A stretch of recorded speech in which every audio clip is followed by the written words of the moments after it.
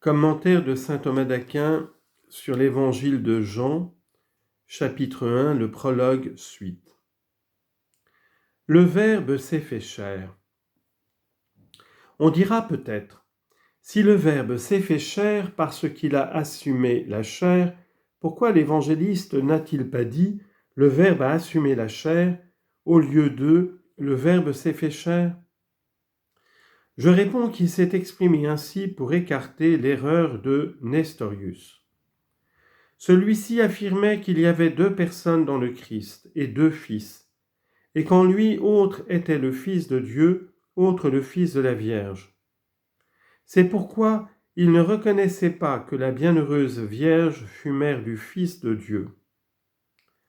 Mais d'après cette opinion, ce qu'affirme l'évangéliste en disant que Dieu s'est fait homme serait faux, parce que, si deux réalités individuelles sont diverses par leur suppôt, il est impossible d'attribuer l'une à l'autre. C'est pourquoi, si, dans le Christ, autre est la personne ou le suppôt du Verbe, et autre la personne ou le suppôt de l'homme, la parole de l'évangéliste, le Verbe s'est fait chair, ne sera pas vraie. En effet, c'est pour être que quelque chose se fait. Si donc le Verbe n'était pas homme, on ne pourrait pas dire qu'il s'est fait homme. C'est pourquoi l'évangéliste a dit expressément du Verbe qu'il s'est fait et non qu'il a assumé la chair, pour montrer que l'union du Verbe à la chair n'est pas comme l'assomption des prophètes, qui n'étaient pas assumés dans l'union du suppôt, mais seulement en vue de l'acte prophétique. Au contraire, l'union du Verbe à la chair est telle que Dieu, elle le fait homme, et l'homme, elle le fait Dieu, c'est-à-dire qu'elle est telle que Dieu soit homme. Il y en eut d'autres qui, ne comprenant pas le mode de l'incarnation, admirent que cette assomption se terminait à la vérité de la personne, confessant dans le Christ une unique personne de Dieu et de l'homme, et qui cependant disaient qu'il y avait en lui deux hypostases ou deux suppôts, l'un de la nature humaine, créée et temporelle, l'autre de la nature divine, incréée et éternelle. Telle est la première opinion qui est exposée dans les sentences de Pierre Lombard. Si l'on est attentif, il faut reconnaître que d'après cette opinion, on ne peut pas maintenir que Dieu s'est fait homme et que l'homme a été fait Dieu. Et parce qu'on doit le maintenir, le 5e concile œcuménique de Constantinople, en 553, a condamné cette opinion comme hérétique en ces termes: si quelqu'un dit qu'il y a dans le Seigneur Jésus-Christ une seule personne et deux hypostases, qu'il soit anathème. Aussi l'évangéliste, pour exclure toute assomption qui ne se terminerait pas à l'unité de la personne, emploie l'expression « c'est fait ». Mais si l'on cherche comment le Verbe est homme, on doit dire qu'il est homme comme Socrate est homme, c'est-à-dire en ce sens qu'il a la nature humaine.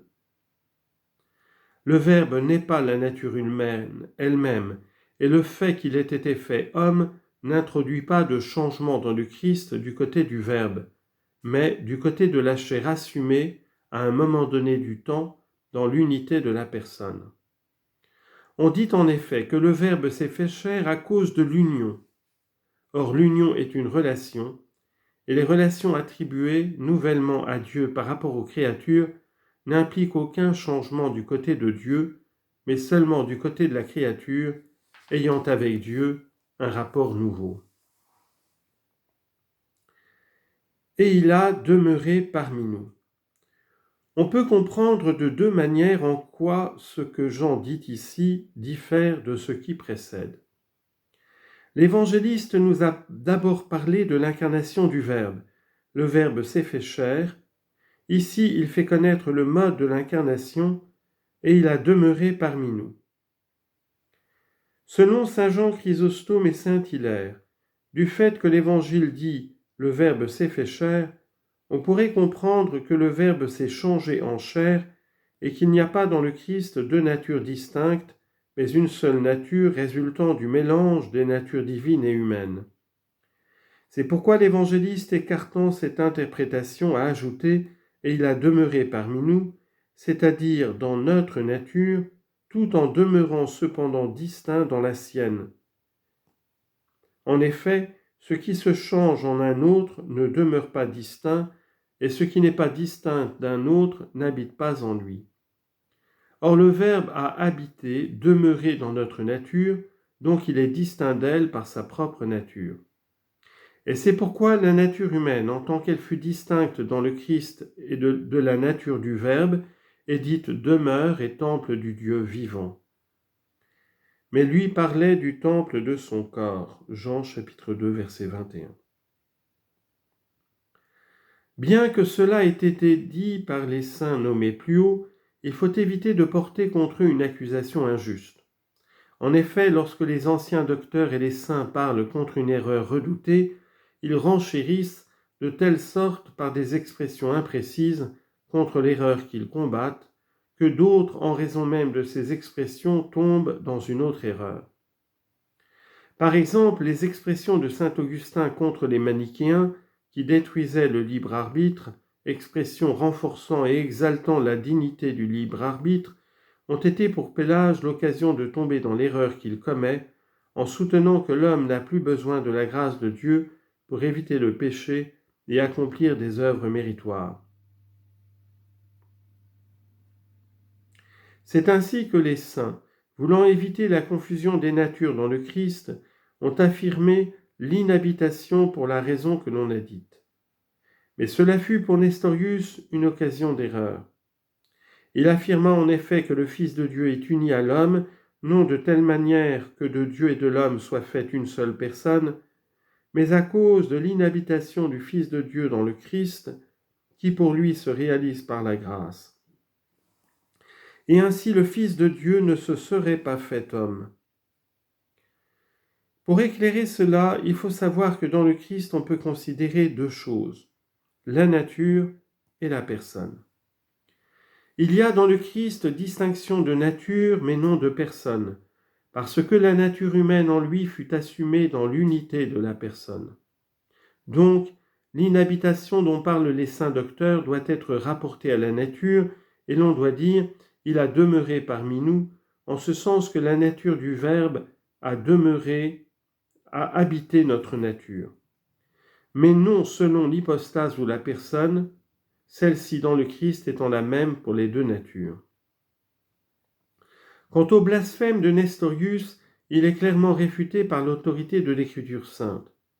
En effet, l'apôtre appelle anéantissement l'union de Dieu et de l'homme, en disant du Fils de Dieu, lui qui était de condition divine, ne se prévalut pas d'être l'égal de Dieu, mais il s'anéantit lui-même, prenant la condition d'esclave. Philippiens chapitre 2 versets 6 et 7.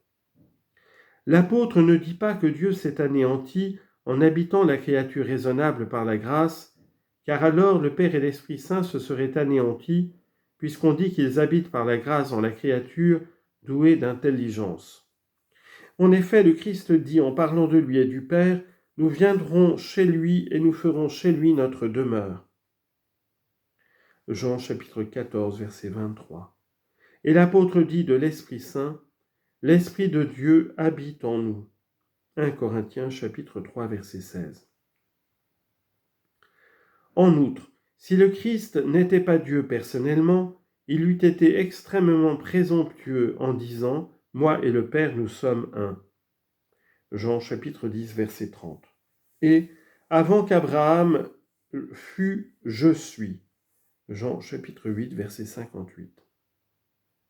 En effet, moi et je indiquent la personne qui parle. Or celui qui parlait était homme. Il n'y a donc qu'une seule et même personne du Fils de Dieu et de l'homme.